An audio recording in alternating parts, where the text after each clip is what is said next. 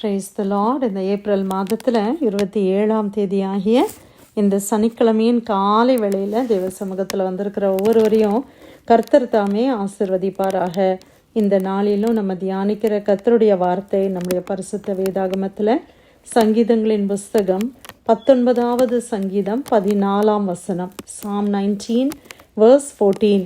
என் கண்மலையும் என் மீட்பெருமாகிய கர்த்தாவே, என் வாயின் வார்த்தைகளும் என் இருதயத்தின் தியானமும் உமது சமூகத்தில் பிரதியாயிருப்பதாக. ஆமேன். அல்லேலூயா. கர்த்தருடைய அருமையான இந்த வசனத்துக்காய் கர்த்தரை ஸ்தோத்திரிக்கலாமா? இது ஒரு நல்ல ஜெபம் இல்லையா? நிறைய நேரத்தில் நம்ம கூட இந்த ப்ரேயர் லைனில் இப்படியா ஜெபிப்பது வழக்கம். நீங்களும் இந்த ஜெபத்தை ஒரு சின்ன வசனம்தான், இதை நீங்கள் மனப்பாடம் பண்ணிக்கொள்ளுங்க. இந்த ஜெபத்தை நம்ம எப்பொழுதும் ஜெபிப்பது நல்லது. எப்படி ஜெபிக்கிறாரு தாவீது?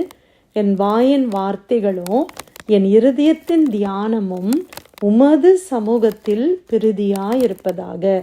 அப்போ ஆண்டவருக்கு பிரியமா என் வாயின் வார்த்தைகள் இருக்கணும்.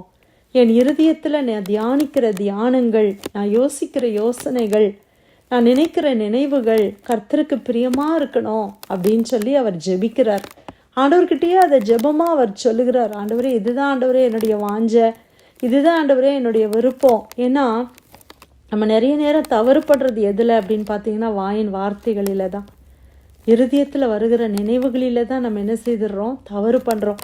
இந்த இருதயத்தினுடைய நினைவுகளும் இந்த வார்த்தைகளும் சரியாக இருந்துச்சுன்னா நம்முடைய வாழ்க்கை, நம்முடைய நடத்தை எல்லாமே சரியாக இருக்கும். அல்லேலூயா.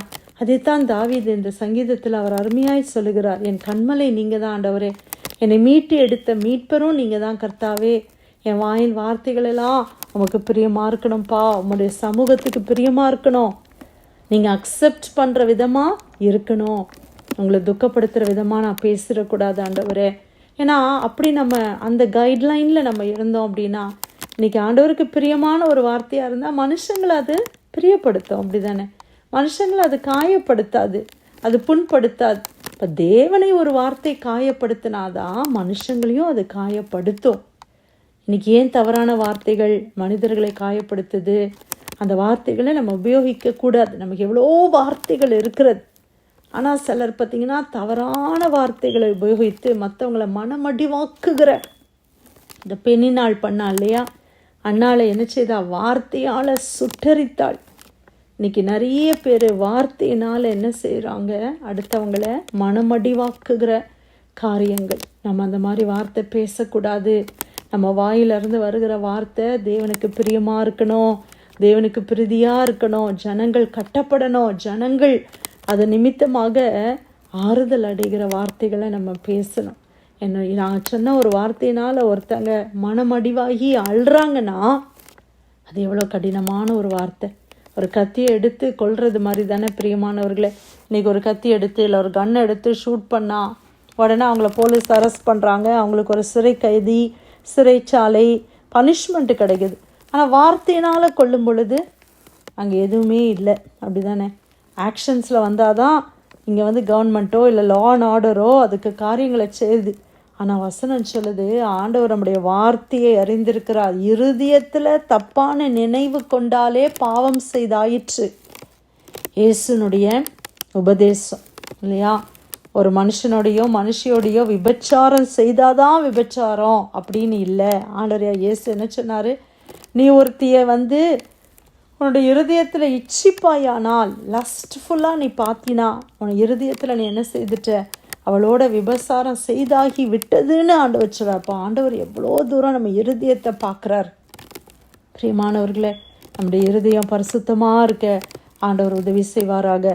என்னுடைய நினைவுகள், அந்த நினைவுகளின் தோற்றங்கள் பரிசுத்தமாக இருக்க, வாயிலிருந்து வருகிற வார்த்தைகள் பரிசுத்தமாக இருக்க ஆண்டவர் கிருபை செய்வாராக.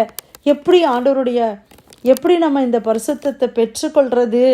கர்த்தருடைய வசனத்தின் மூலம் நம்மளை சுத்திகரித்து கொள்ளணும். அதே தான் தாவீது அதுக்கு முந்தின வசனங்களில் அவர் சொல்கிறத நம்ம பார்க்குறோம். அல்லேலூயா.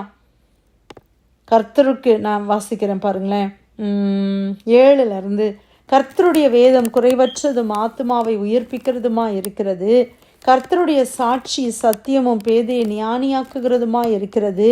கர்த்தருடைய நியாயங்கள் செம்மையும் இருதயத்தை சந்தோஷிப்பிக்கிறதுமாய் இருக்கிறது. கர்த்தருடைய கற்பனை தூய்மையும் கண்களை தெளிவிக்கிறதுமாய் இருக்கிறது. கர்த்தருக்கு பயப்படுகிற பயம் சுத்தமும் என்றைக்கும் நிலைத்திருக்கிறதுமாய் இருக்கிறது. கர்த்தருடைய நியாயங்கள் உண்மையும் அவைகள் அனைத்தும் நீதியுமாய் இருக்கிறது. அவைகள் பொன்னிலும் பசும் பொன்னிலும் விரும்பப்படத்தக்கதும் தேனிலும் தேன் கூட்டிலிருந்து ஒழுகும் தெளி தேனிலும் மதுரம் உள்ளதுமாய் இருக்கிறது. அன்றியும் அவைகளால் உமது அடியேன் எச்சரிக்கப்படுகிறேன். இப்போ வசனம்தான் நம்மளை என்ன செய்து எச்சரிக்குது. அவைகளை கைக்கொள்ளுகிறதுனால் மிகுந்த பலன் உண்டு. வசனத்தை கைக்கொள்ளும் பொழுது, ஆண்டவர் ஒரு வார்த்தையை சொல்லும் பொழுது அதை நான் கடைப்பிடிப்பேனே, ஆனால் அது நல்லா இருக்குன்னு சொல்லிட்டு நம்ம விட்டுறாதபடி அதன்படி நான் வாழ என்னை ஒப்பு கொடுக்கணும். ஆண்டவர் ஒரு காரியத்தை எச்சரிக்கிறார், இது தப்பு அப்படின்னு கர்த்தர் உணர்த்துகிறாரா, உடனே நான் என்ன செய்யணும், அதை விட்டுறணும். அது நான் கை கொள்ள வேண்டும். அது கை கொள்ளதுனால என்ன வருமா, மிகுந்த பலன் உண்டு. தன் பிழைகளை உணர்கிறவன் யார்? இந்த வசனம் எவ்வளோ அருமையான வார்த்தை பார்த்தீங்களா, தன் பிழைகள். அப்போது நம்ம ஒவ்வொருத்தருடைய வாழ்க்கையிலையும் மிஸ்டேக்ஸ் இருக்குது, நம்ம ஒவ்வொருத்தருடைய வாழ்க்கையிலையும் எவ்வளோ குறை இருக்குது. ஆனால் தன்னுடைய பிழைகளை உணர்கிறவன் யார்? என்னுடைய பிழையை நான் உணரணும். ஆனால் இன்றைக்கி ஜனங்க எல்லாரும் எப்படி இருக்கிறாங்க, மற்றவங்களுடைய குற்றத்தை தான் அவங்களால பார்க்க முடியுது, அவங்களுடைய குற்றத்தை அவங்களால பார்க்க முடியுது. மனைவிக்கு கணவனை தான் குற்றவாளியாக தெரியுது, கணவனுக்கு மனைவி தான் தப்பு பண்ணுறவளாக தெரியுது, அப்படி தானே? பிள்ளைங்க தான் தப்பு பண்ணுறதா பெற்றோருக்கு தெரியுது. பிள்ளைங்களுக்கு எப்படி தெரியுது, பெற்றோர் தான் தப்பு பண்ணுறாங்க. தன்னுடைய பிழைகளை உணர யாரும் இல்லை. நான் இவ்வளோ தப்பு பண்ணுறேனே அப்படின்னு உணர நம்மளால் முடியல. வசனம் தான் நமக்கு அதை காட்டி கொடுக்குது. மறைவான குற்றங்களுக்கு என்னை நீங்களாக்கும், துணிகரமான பாவங்களுக்கும் உமது அடியேனை விலக்கி காரும், அவைகளை என்னை ஆண்டு கொள்ள ஒட்டாதிரும். அப்பொழுது நான் உத்தமனாகி பெரும் பாதகத்துக்கு நீங்களாயிருப்பேன். ஹல்லேலூயா. மறைவான குற்றங்கள், வெளிப்படையான குற்றங்களுக்கு கர்த்தாவே என்னை நீங்களாக்கும்னு தாவீது ஜெபிக்கிறார். இவ்வளோ அருமையான ஜெபம் இல்லையா? நம்ம ஜெபம் எப்படி இருக்குது? நிறைய நேரத்தில் இந்த மாதிரியெல்லாம் ஸ்பெசிஃபிக்காக நம்ம ஜெபிக்கிறது இல்லை. அது அட்லீஸ்ட் வசனங்களை வாசிக்கும் போதாவது நம்ம என்ன செய்யலாம், அப்படி ஜெபிக்கலாம். குற்றங்களுக்கு விலக்கி காத்திரளும் ஆண்டவரே, என் வாயிலிருந்து வர வார்த்தைகளப்பா, இருதயத்தில் தோன்றுகிற தியானங்கள் உமக்கு பிரியமாக இருக்கட்டும். இன்றைக்கி நம்ம எல்லாரும் ஆண்டவரை பார்த்து சொல்லலாமா? இந்த சங்கீதம் 19:14 நம்ம வாசித்தோம் இல்லையா? என் கண்மலையும் என் மீட்பெருமாகிய கர்த்தாவே, என் வாயின் வார்த்தைகளும் என் இருதயத்தின் தியானமும் உமது சமூகத்தில் பிரதியாயிருப்பதாக.